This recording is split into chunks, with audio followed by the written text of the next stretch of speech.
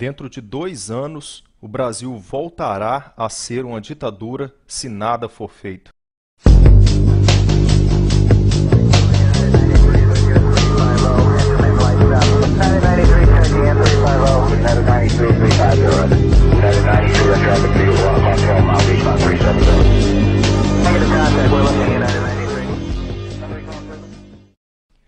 Enquanto que o Congresso Nacional preparava para entrar de recesso no final de 2009, em dezembro de 2009, o senhor presidente da República, ele assinou o decreto que aprova o Programa Nacional dos Direitos Humanos. Esse projeto, ele foi desenvolvido sobre a responsabilidade do senhor ministro da Secretaria Especial dos Direitos Humanos, uma secretaria que foi criada especificamente para esse programa, sobre a responsabilidade do senhor Paulo Vanucci. E o esforço desse vídeo aqui, o objetivo desse vídeo, desse trabalho, é levar a você um conhecimento, digamos, profundo desse plano, desse programa. O que está aqui dentro, o quanto isso é perigoso, é nocivo à Constituição brasileira e a toda a população do Brasil aí. Então convido você a vir comigo nesse vídeo, nesse estudo, nessa aula, para conhecer um pouco mais desse projeto e quanto isso é importante e afetará diretamente a população, a nação brasileira, tal qual você a conhece hoje. Vamos conhecer agora um pouco da origem desse plano, de onde que veio isso. A ONU, Organização das Nações Unidas, uma instituição que você pensa que luta pelos direitos humanos, pela paz mundial, ela criou a ideia, ela criou um programa para apresentar para todos os países membros. Ela deu orientações para que todos os países membros formulassem um projeto para a luta em defesa dos direitos humanos. Sendo assim, em 1996, o senhor Fernando Henrique, então presidente do Brasil, apresentou o primeiro modelo do plano. Foi chamado PNDH-1. Mais tarde, no último ano de seu governo, em 2002, ele apresentou a segunda versão, foi chamado PNDH-2. E no dia 21 de dezembro de 2009, o chefe do Poder Executivo assinou o decreto número 7037, que aprovou o Programa Nacional de Direitos Humanos, PNDH-3. O presidente assinou esse decreto sem ler o plano. E a partir daí, o ministro da Secretaria Especial dos Direitos Humanos vem a público e nos dá alguns esclarecimentos sobre esse plano. Vamos compreender agora como foi organizado esse plano. O ministro Paulo Vanucci, ele, em seu prefácio, ele afirma que foram realizadas 50 conferências nacionais, realização de 137 encontros para discutir o conteúdo do plano, com a participação de 14 mil pessoas. Agora eu faço as minhas críticas a esses dados que nós encontramos aqui no prefácio sobre a organização desse plano pelo senhor Paulo Vanucci aí.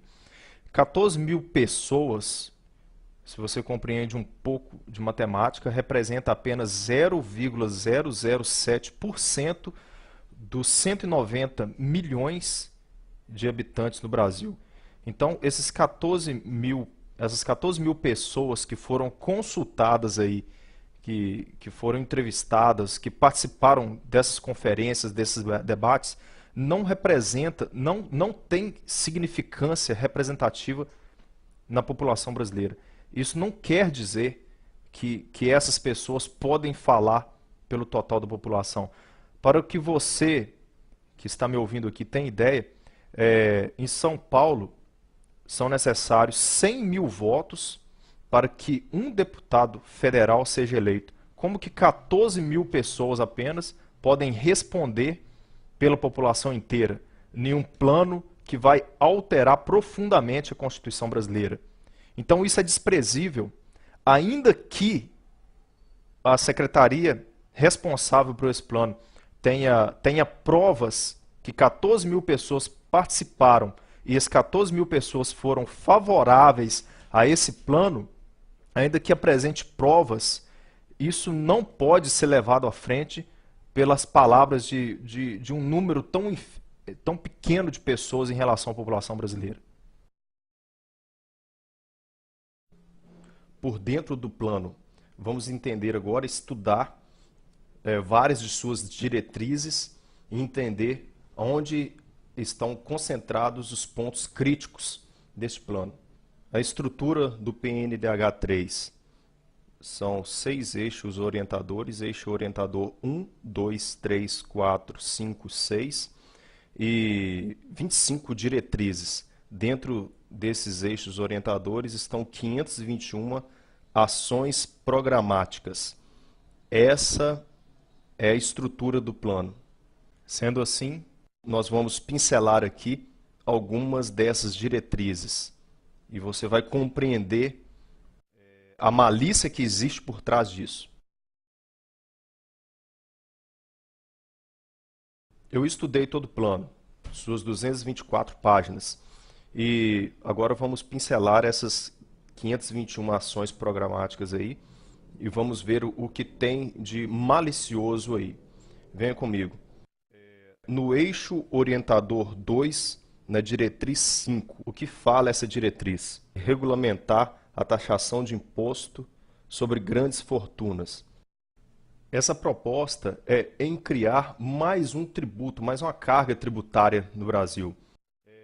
E será feita da seguinte forma, digamos que eles considerem que 50, 100, 200 mil reais seja uma grande fortuna. E realmente é uma grande fortuna se comparado à faixa salarial no Brasil, da base da sociedade. Então, digamos que 100 mil reais é lá uma grande fortuna, eles determinam. Então, vai ser criado um imposto em cima disso, digamos, sei lá, 5, 10%, que pode ser cobrado anual em cima desse valor.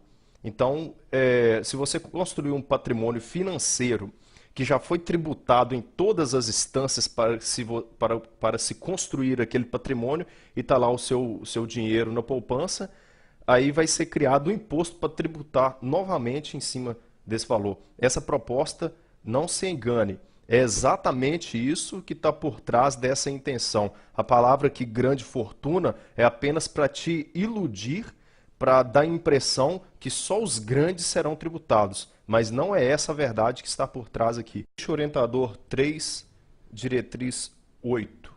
Esse eixo orientador tem 4 diretrizes. Desenvolver campanhas de informação sobre o adolescente em conflito com a lei, defendendo a não redução da maioridade penal.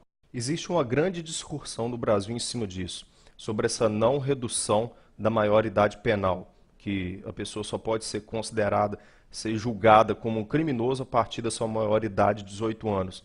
E dessa idade abaixo, ele não pode ser julgado, não pode ser condenado como um preso comum. Ele cometendo delito, ele fica internado uma FEBEM, em um centro de recuperação, e quando completar 18 anos ele está livre como se não tivesse feito nada. Existem pessoas que são favoráveis a essa não redução, que querem que permaneça assim, e eu respeito a sua posição. E tem aquelas pessoas que são favoráveis à redução dessa maioridade penal.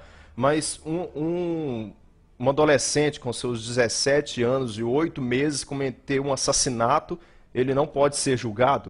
Tem que se estudar muito a situação. A proposta aqui, no nosso decreto presidencial, é que não se fale mais disso, que coloque uma pedra em cima de um assunto e que não se reduza a maioridade penal.